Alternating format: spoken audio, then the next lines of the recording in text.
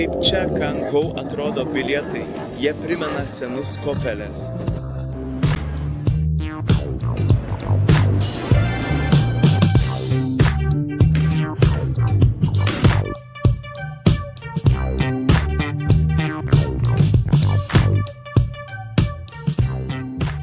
Pagal Google Maps viešbutis yra šiame parke, bet tai klaidinga. Po maždaug valandos paieškų vietą radau.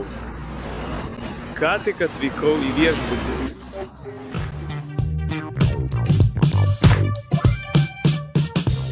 Mano kambarys iš esmės jaukus, bet visiškai uždaras, neturi jokio lango.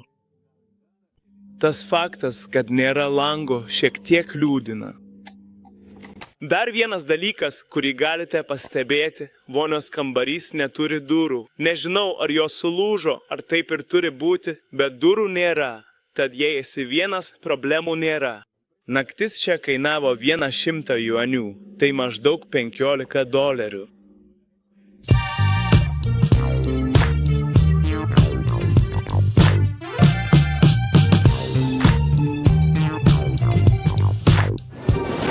Esame šioje gatvėje, kur parduoda viską labai pigiai.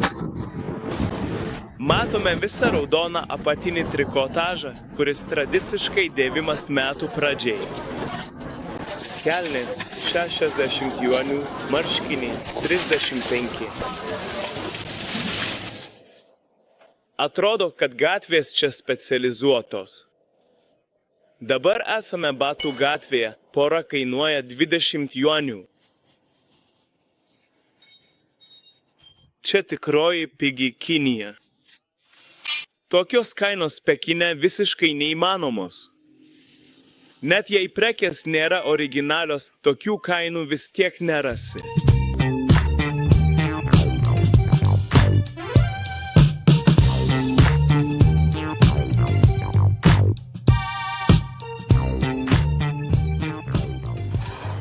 Šioje vietoje parduoda gyvus gyvūnus, kuriuos ruošia maistui.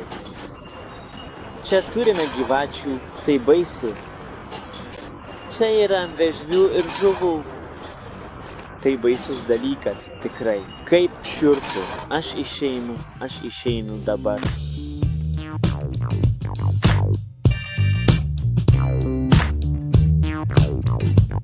Na, šis dubenėlis makaronų man ką tik kainavo 6 juanius už $1.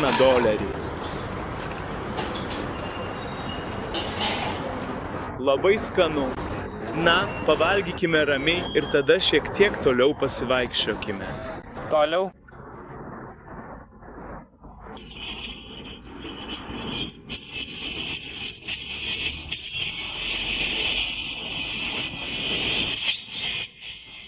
Tuoj pat įžengsime į vieną svarbiausių miesto budistų šventyklų – 6 Vainanų šventyklą.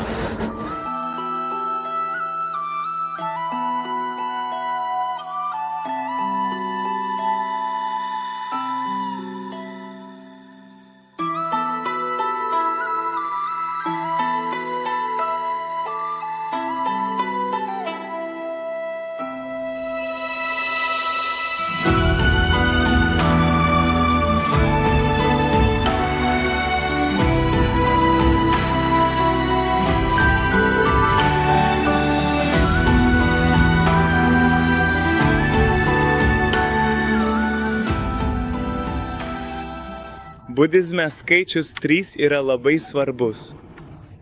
Skaičius 3 pasirodo 3 aumerijose, 3 linksniuose paprastai yra net 3 šventyklos. Kalbant apie budistų šventyklą, paprastai yra 3 šventyklos.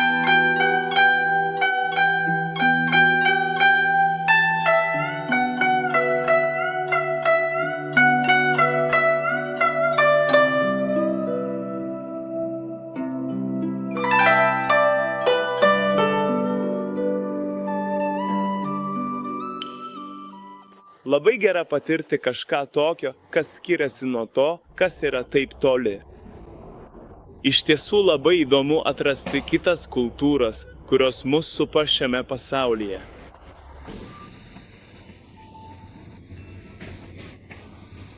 Žinoma, kaip. Kadangi visi mirusieji čia, budizme, yra kremuojami, vėliau juos sudeda į šiuos indelius ir čia tarsi. Tai būtų tarsi savotiškos kapinės. Šiandien čia ateina daug žmonių dėl naujųjų metų. Jie uždega smilkalus, palieka vaisių, maisto.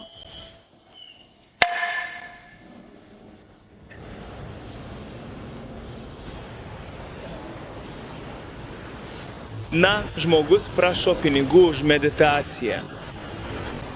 Man atrodo, kad ir aš turėčiau pradėti daryti tą patį. Tai išties geras ir perspektyvus verslas, kuris, atrodo, puikiai veikia. Šią galingą ir efektyvę pompą jie ištraukia švarų vandenį tiesiai iš netoliese tekančios upės ir naudoja jį kruopščiai laistyti vešliai žoliai bei įvairiems augalams, kurie čia auga. Vaikščioti šioje vietoje yra tiesiog nuostabu ir atpalaiduojanti patirtis, leidžianti mėgautis gamtos grožiu.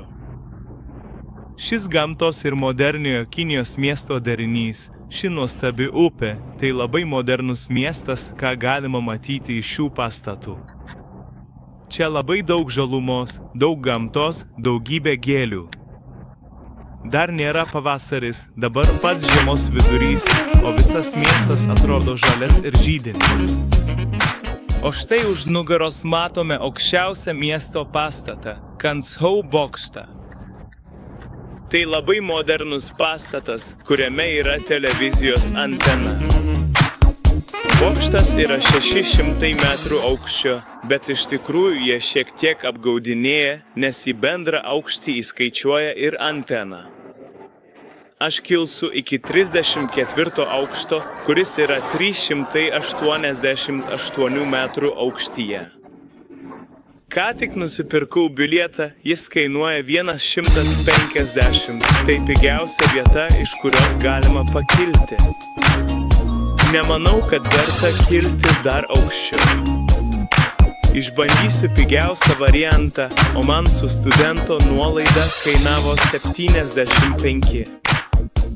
Čia visi užuot grožėjasi saulėlydžiu, remiasi į langą ir nieko nežiūri, arba žiūri į vidų, matote, ir trukdo tiems, kurie nori prieiti, pažiūrėti ar filmuoti, ką tik nori.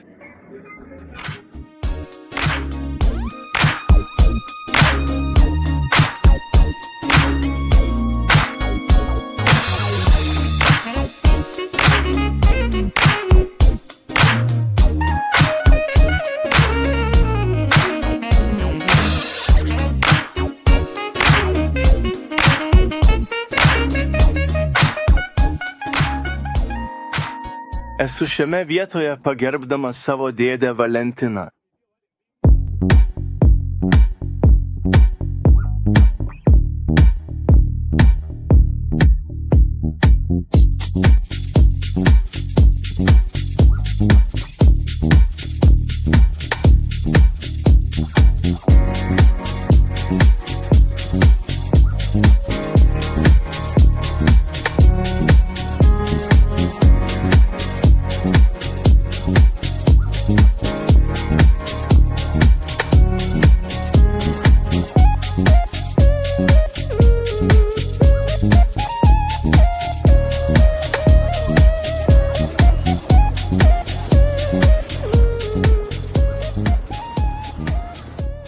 Visas Kanghou ryšys su gamta yra išties neįtikėtinas ir stebinantis. Čia yra įkurtas visas šis didžiulis ekologinis parkas, kuris yra tiesiog nuostabus, visas ryškiai apšviestas su šiais kruopščiai sukurtais dirbtiniais ežerėliais, išsidėsčiusiais pačiame Kanghou finansinio centro viduryje. Įsivaizduokite, kad naktį nueinate į tokią gatvę, pavyzdžiui, Buenos Airėse ar bet kuriame kitame dideliame mieste. Ten paprastai būna pilna gyvybingo naktinio gyvenimo, o čia. Nežinau, kas tiksliai čia vyksta, ar tai būtų džiugios vestuvės ar šventinis 15 gimtadienis, o galbūt netgi liūdnos laidotuvės. Tai tiesiog paprastas restoranas, gausiai papuoštas įvairiais vainikais ir girliandomis, kur žmonės ramiai žaidžia tradicinę kinišką dominą. Taip, būtent taip jie šoka ir linksminasi po tiltu, mėgaudamiesi vakaru.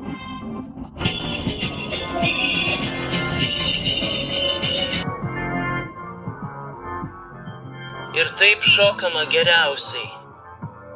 Iš mano artimiausių draugų aš esu apsuptas šokierių, taip ir yra, tai tavo kasdienė realybė, mes darome tą patį, šokame kartu, šok su manimi, šok garbės šok. Ir LT, brektime lygų 0 valandos 5 minutės S ir G tape.